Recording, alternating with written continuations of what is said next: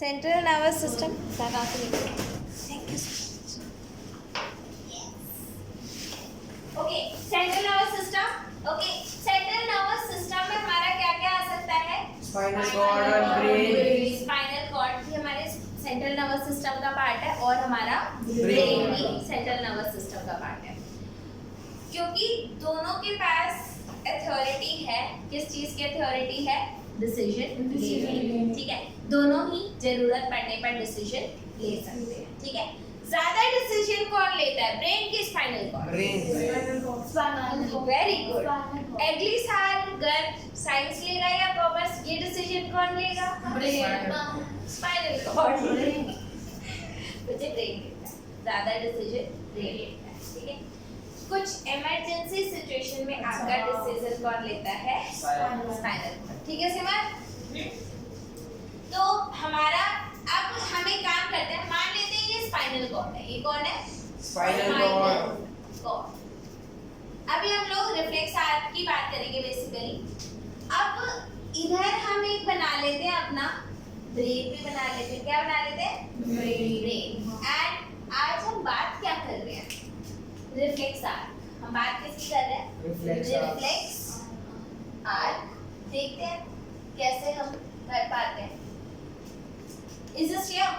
तो आपका हुआ क्या, ये central nervous system that actually consist of two things, spinal cord and brain. Majorly all decisions are taken by brain, not by the spinal cord. Okay, now we have here, हमारे पास इधर कुछ neurons हैं। ठीक है, अब मान लो ये spinal cord था और ये आपका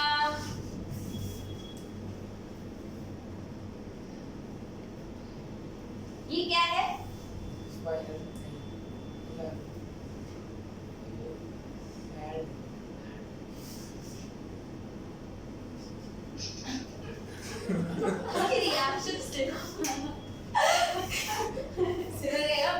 खराब ड्राइंग बनाई है। ओके, कोई बात नहीं सिमर। ठीक है, तो ये हाथ है, एक्चुअली मुझे इसके अंदर कुछ कुछ बनाना है, मैंने इस फेस को थोड़ा हेल्दी रखा है। ओके, अब इधर हम बना देते हैं एक, छोड़ो ये लटका क्यों है? ये क्या है आपकी? ये है आपकी यूएसए, उसमें भाप निकल रही है गर्म पानी, और बच्चे ने इस चाय के अंदर चाय गरम पानी माना जाता है, चाय में कौन डालता है? ये क्या है? चाय। ठीक है भाई, आई लाइक चाय, तो बच्चा हाथ डालेगा चाय में।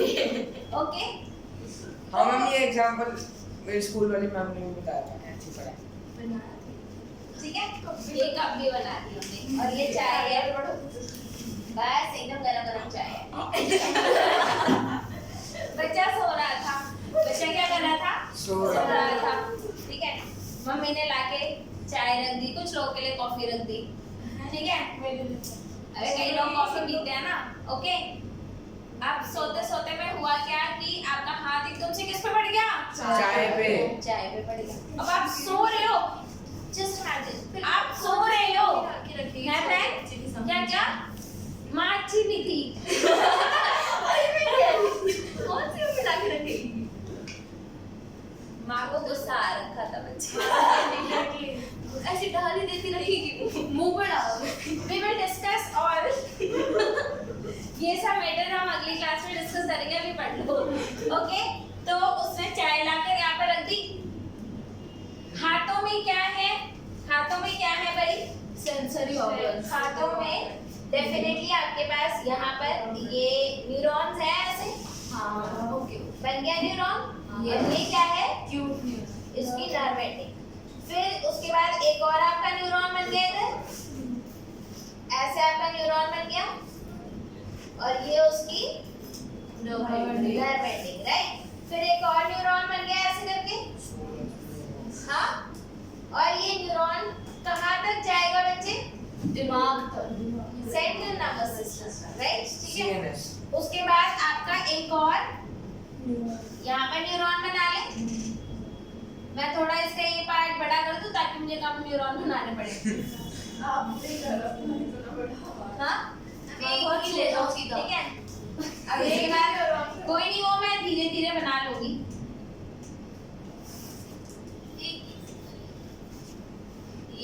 है नर्व एंडिंग। ओके ओके, तो अब इसको थोड़ा सा बड़ा कर देते हैं। थोड़ा सा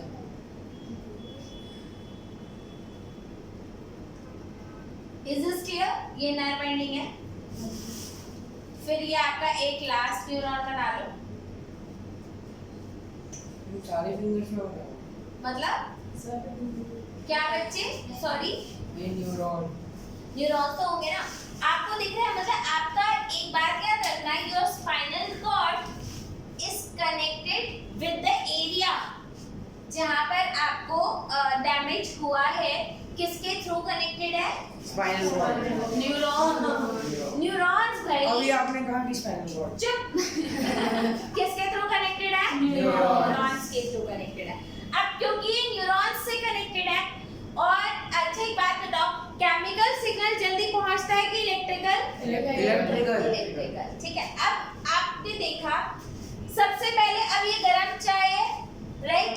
और हाथों में आपको मालूम है मस्कुलर टिश्यू भी होता है। हाथों में क्या होता है? मस्कुलर टिश्यू भी होता है। इसके न्यूरॉन ने पहली बात तो यहाँ पे गरम लगा, यहाँ पे क्या लगा? गरम लगा, राइट? अरे सही है, गर्म गरम लगा ना, उसे गर्म नहीं लगा। ठीक है, तो अब यहाँ पर डेफिनेटली कुछ सेट ऑफ केमिकल रिएक्शन हुए इस न्यूरॉन में, जिसने क्या जनरेट किया? Electrical signal.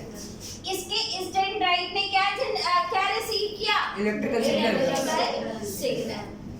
वो इलेक्ट्रिकल सिग्नल यहाँ से पास हुआ इसके डेंड्राइट पे आया। यस। इस डेंड्राइट और इस डेंड्राइट के बीच में जो गैप है उसे क्या बोलते हैं? साइनैप्स। साइनैप्स। तो इधर ये क्या है? साइनैप्स। साइनैप्स। साइनैप्स क्या होता है बच्चे? Gap between two neurons. अब एक प्री साइनैप्टिक न्यूरॉन है और एक पोस्ट, ठीक है। तो ये जो आपका नर्व एंडिंग है, अच्छा गैप है बच्चे, आप एक बात याद रखना, the signal is travelling in the form of electricity. And आप बोलोगे कि क्या ये वाला सिग्नल और जो वायर्स में सिग्नल होता है, क्या वो दोनों का इलेक्ट्रिक करंट अलग अलग है? नहीं है, तो इलेक्ट्रिसिटी ही मूव तो इलेक्ट्रॉन्स ही कर रहे हैं, राइट? चार्ज मूव कर रहा है बेसिकली, ठीक है। तो आप एक बात बताओ, जैसे अब यहाँ पर लाइट्स कनेक्टेड हैं, what will happen if I will cut the wire? Light चली जाएगी, राइट?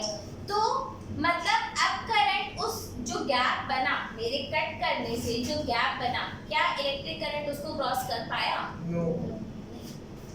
चार्ज है ना बच्चे, चार्ज आपकी हवा को क्रॉस नहीं कर पाया। तो जब वहां नहीं कर पाया तो क्या यहाँ कर पाएगा? Can electrical signal cross the gap? No, they cannot cross. So here at your nerve ending, the electrical signal again gets converted to chemical. This chemical signal will cross the gap. Will cross the gap, and it will receive again by the receptors which are present on the dendrite of the next neuron. अब उसने फिर से किसमें convert कर दिया? Electrical में। अब ये फिर से क्रॉस करेगा, अब फिर से नर्व एंडिंग आ गई। नर्व एंडिंग पे क्या होगा दिव्यांश? केमिकल में, इलेक्ट्रिकल से केमिकल में कन्वर्ट हो गया। केमिकल ने फिर से इसको क्रॉस करा, केमिकल ने फिर से इसको क्रॉस किया, है ना? अब ये केमिकल फिर से किसने परसीव किया? Receptors which are present on the dendrites of the next neuron. और वहां पे उसने क्या कौन सा सिग्नल बनाया? इलेक्ट्रिकल। उसने फिर से क्रॉस किया, फिर इसने केमिकल्स ने गैप क्रॉस किया, फिर ये यहाँ से ट्रांसफर हो रहा है, फिर केमिकल्स आए, फिर ये ट्रांसफर हो रहा है, राइट? ये आपका क्या है? Affected organ. ये क्या है आपका? Affected organ. या वो ऑर्गन या वो part of the body which has some effect, effector, क्या है ये? effector organ. This organ is effector और effector organ. ये बात समझ में आई? ये effector है, पक्का समझ में आई बात है ना? रिसेप्टर्स ये होते हैं आपके, राइट? इसके बाद आपका क्या होगा? इफेक्टर ऑर्गन से सीएनएस पे ले जाने वाली न्यूरॉन्स को क्या बोलते हैं? Sensory neurons. तो ये वाला जो, अच्छा ये क्या है? मैंने सिग्नल लिया, ट्रांसफर कर दिया, फिर किसी ने लिया, ट्रांसफर कर दिया. तो it's kind of a relay system. चुगली चलती है, ठीक है? क्या यार, ये सब नहीं चलेगा. चलो ओके, तो इस वाले न्यूरॉन को क्या बोलेंगे? Sensory neuron. That transfer information from effector organ to CNS. ठीक है? अब आप सो रहे थे, एकदम से इसने सेंस कर लिया एंड हमारे को ये नहीं पता कि क्या गलत हो रहा है, पर ये पता है कि गलत हो रहा है, मतलब पोटेंशियल डैमेज हो रहा है. जब पोटेंशियल डैमेज होगा तो क्या होगा? आपका सीएनएस जो है यहाँ पर आपकी इंफॉर्मेशन को प्रोसेस करेगा. इंफॉर्मेशन प्रोसेस होगा और जैसे ही इंफॉर्मेशन प्रोसेस हो गया, यहाँ पर फिर से कुछ न्यूरॉन्स है. यहाँ पे फिर से अब देखो, ये फिर से अब ये आपका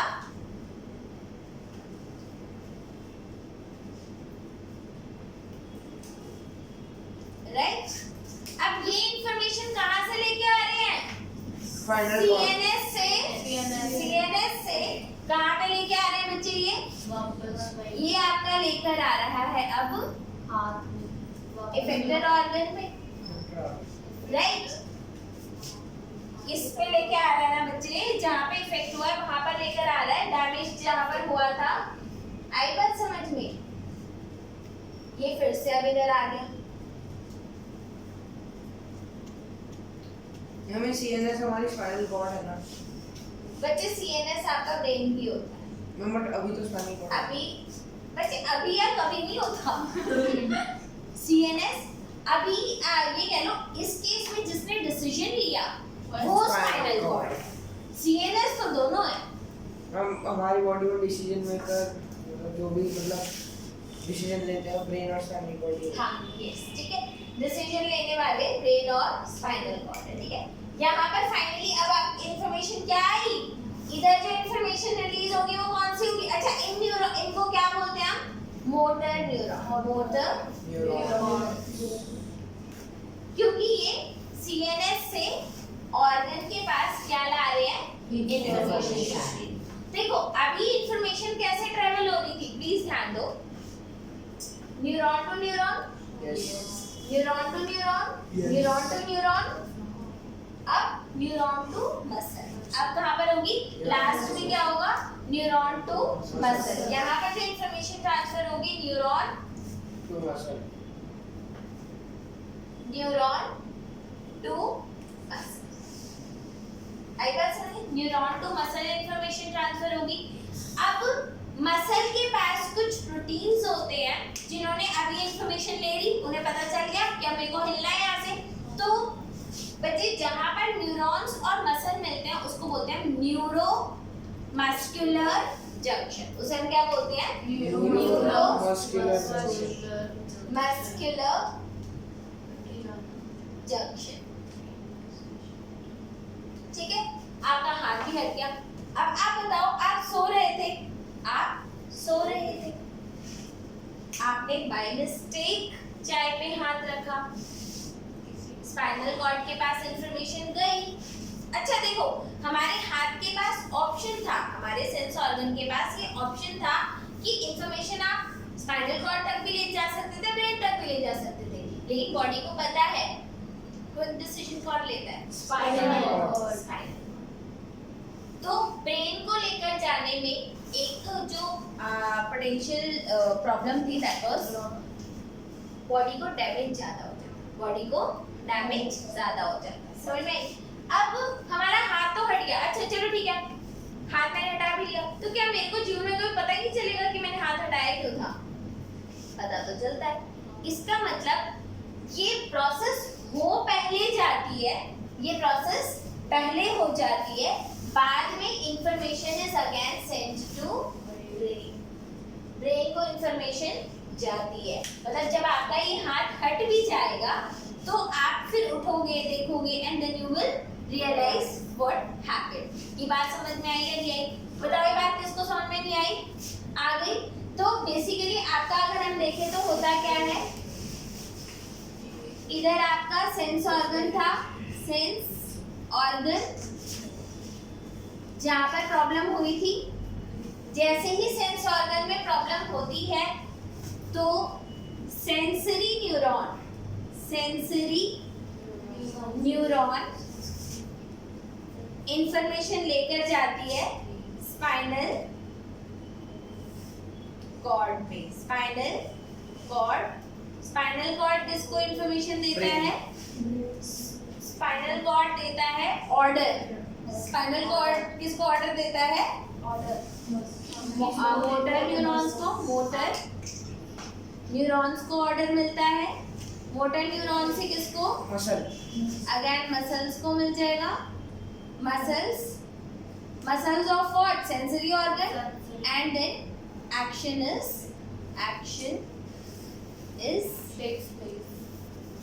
taken, ठीक है? And in the entire process information also goes to brain, क्योंकि हमारा ब्रेन तो होता ही है। इसका आप लोग इस तरीके से भी समझ सकते हो, प्रोसेस होते हुए जाती है, प्रोसेस होने के बाद जाती है। बच्चे पहला काम हमारा हाथ उठाना है, पहला काम हमारा हाथ उठाना है, हमारा पहला काम ब्रेन को इन्फॉर्मेशन पहुंचाना नहीं। जैसे मान लो आप लोग स्कूल में पढ़ते हो, ठीक है? आपको पता है कि स्कूल में ना एक हायरार्की एग्जिस्ट करती है। जैसे अगर हायरार्की में बात करूं मैं, तो लोअर लेवल पे आते हैं स्टूडेंट्स, उसके ऊपर टीचर्स, फिर वाइस प्रिंसिपल, फिर प्रिंसिपल एंड देन उसके ऊपर भी हेड्स होते हैं, ठीक है? अब मान लो if the principal is not available in the school, तो क्या होगा? और किसी बच्चे को चोट लग गई, ठीक है? और मान लो अगर आपके प्रिंसिपल जो है वो दिल्ली में अवेलेबल नहीं है, अब जहाँ पर गई है वहाँ पर फोन अवेलेबल नहीं है या कनेक्शन अवेलेबल नहीं है, तो आप पहले क्या ये वेट करोगे कि मैंने मैम को तो कॉल किया था, मैम ने कॉल बैक तो किया नहीं, पैसे तो है नहीं मेरे पे, ऐसा हम वेट करते हैं? क्या होगा? पहले चाहे वाइस प्रिंसिपल चाहे क्लास टीचर एक्शन ले लेंगे। एक्शन लेने के बाद सारा काम हो जाएगा, बच्चे को ट्रीट करवा दिया जाएगा, सब कुछ हो जाएगा, लेकिन क्या ये इन्फॉर्मेशन क्या प्रिंसिपल तक पहुंचेगी? नहीं, कभी भी पहुंचेगी ना। Whenever necessary, the information will again pass through your principal, ठीक है? एंड आप ये तो मैंने हायर हायरार्की पे समझाया है। अगर मान लो अगर बच्चों में for example if I am not here and यहाँ पर ही किसी बच्चे को अगर चोट लग जाए और मैं नहीं हूँ, भाई नहीं है, तो क्या आप उसका टेक केयर नहीं करोगे? नहीं ध्यान रखोगे? करोगे ना। बाद में वो इंफॉर्मेशन हमारे पास पहुंच जाएगी, क्या कोई नहीं, ठीक है? ये बात समझ में आई? तो इसी तरीके से हमारा प्राइमरी गोल जो होता है वो रिफ्लेक्स एक्शन का, वो क्या होता है? रिफ्लेक्स आर का प्राइमरी गोल क्या होता है? To prevent our body from damage. और वहाँ पर बच्चे न्यूरॉन टू न्यूरॉन भी इंफॉर्मेशन पास ऑन होती है, प्लस आपकी इंफॉर्मेशन और कहाँ से पास होती है? एक तो neuron to muscle, motor neuron to muscle, exactly, वो भी आपकी इंफॉर्मेशन ट्रैवल करेगी। अब मुझे बताओ ये बात समझ में आई या नहीं? ये बात समझ में आ गई पक्का हर किसी को? करें? इसके बाद ह्यूमन ब्रेन करना है हमें।